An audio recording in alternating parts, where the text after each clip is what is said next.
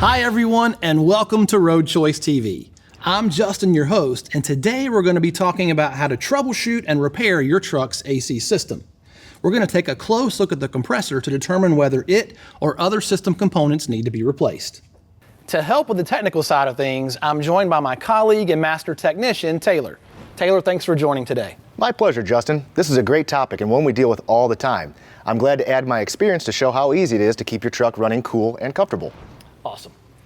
Now here at Road Choice Parts and Service, our process is about combining the right parts with the right maintenance.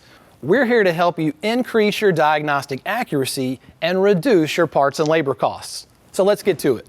All right, Taylor, what's our situation? Well, we received a complaint that this truck's air conditioning system is not cooling enough. To address this issue effectively, we need to verify the complaint with a simple dash thermometer. We should expect about a 30-degree drop in ambient temperature at the air vents. Uh-oh, this truck is only blowing 10 degrees below ambient from 3 different vents, so we know for sure there's a problem. The next step is to do a quick visual inspection around the truck to see if there's anything obvious causing the problem. We're going to take a look at 2 things first that could be responsible for our outlet temperatures to be above normal.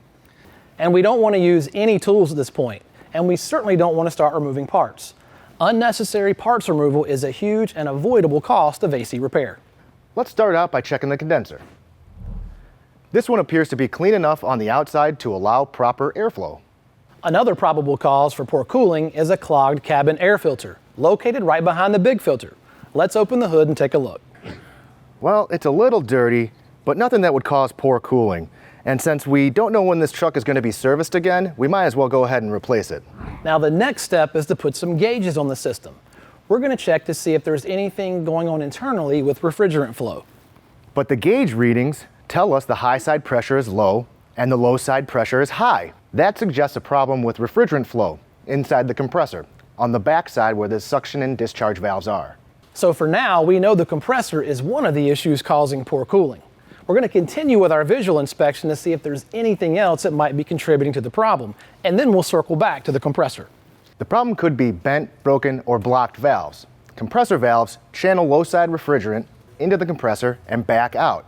So we'll need to evacuate the system, remove that compressor, and do a closer examination to figure out what exactly is causing the failure.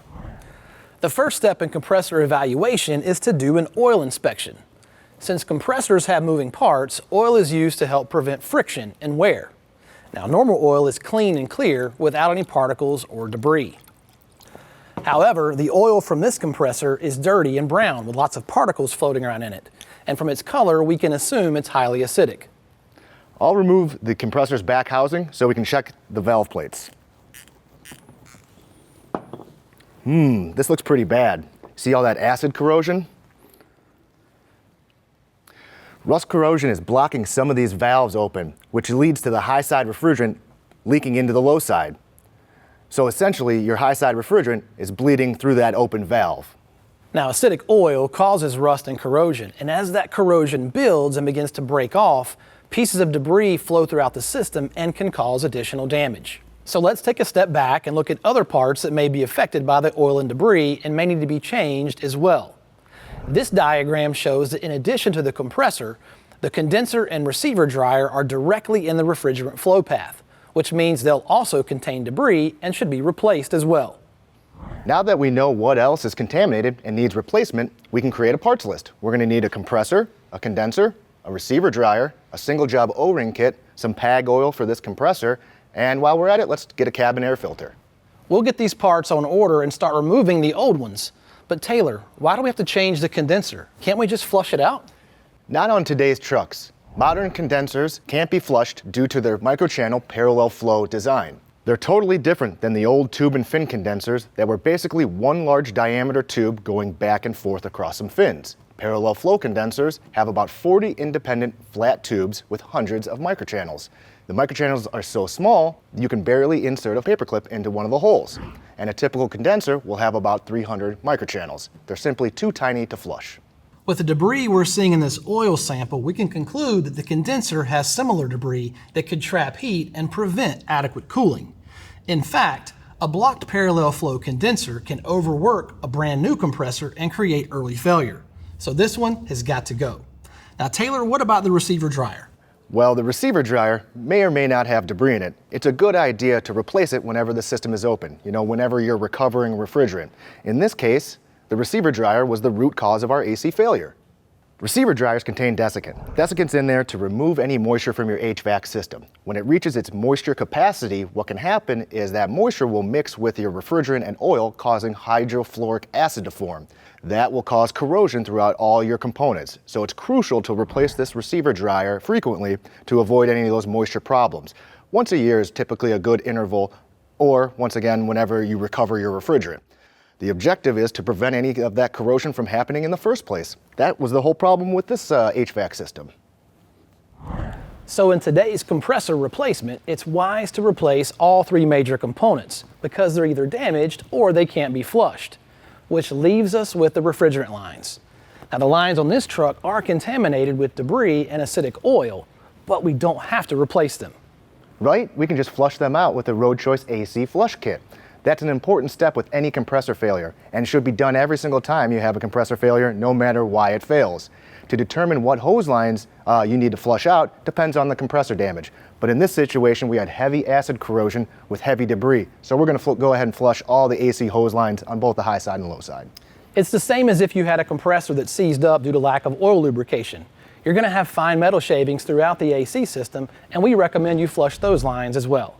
The complete AC flush kit consists of an aluminum solvent tank with an air valve, a hose and gun, and a container of AC flush solvent.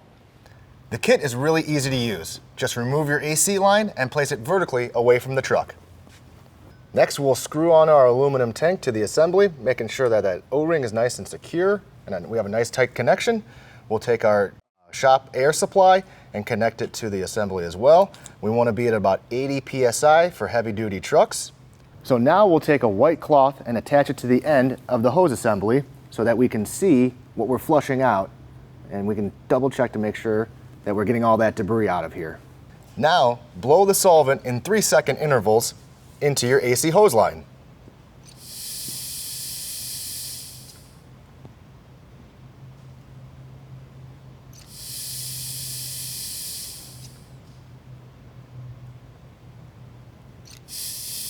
We've flushed out the AC hose line. Let's see if there's any contaminants or debris that we were able to get out of there. So because we flushed out this line, we were able to save it. So now you can save some money, and we were able to clear out all that debris to be able to reuse this line again in the HVAC system. Now we're ready to install the new condenser and receiver dryer with the lines still capped. Next, we'll connect the AC lines once they've dried out. At this point, the truck should have everything installed except for the compressor with 0 oil in the system. Oh, that's a good point. And while we have the compressor on the bench, let's identify how much oil is in this compressor so we can match it to the factory capacity on the truck that we're working on. You can identify how much oil is inside this compressor on the label here or on the box that the compressor comes in. It's very important that we get to the factory capacity of our oil because too much or not enough could cause AC failures. Next, we'll install our brand new compressor and hook up our discharge and our suction lines to the truck. But before we can say we're done, we're going to have to test the HVAC system to make sure everything's in good working order. So we'll go ahead and hook up our gauges, make sure that we got good operating pressures on both the high side and the low side. Got to make sure that we have the factory fill on our refrigerant and our oil. And then the last thing we can do is double check the air vents and see if there is a 30-degree drop from ambient temperature utilizing a thermometer. Justin, that's it. We've just completed a successful HVAC system analysis and repair. Nice job, Taylor, thanks. Now remember, the #1 rule of this repair is to make sure the compressor is defective before you remove it. Once you're certain of this, understand why it's defective and then evaluate all parts in the system for compressor replacement. Taylor, any parting words of advice for us? How about this? Always count on Road Choice parts, flush kits, and fluids to make sure that your HVAC system is working properly. Perfect. To learn more, visit your local Road Choice parts counter and check out our products, catalogs, and videos on roadchoice.com. And like and follow us on social media to stay up to date on our products, announcements, and special offers. And if you have any questions about this episode or any other episode, send me an email to justin@roadchoice.com and I'll get you an answer. Well, thanks for watching and keep coming back for new episodes. We're here to give you information and tips that you can put to use right away to keep your truck performing at its best.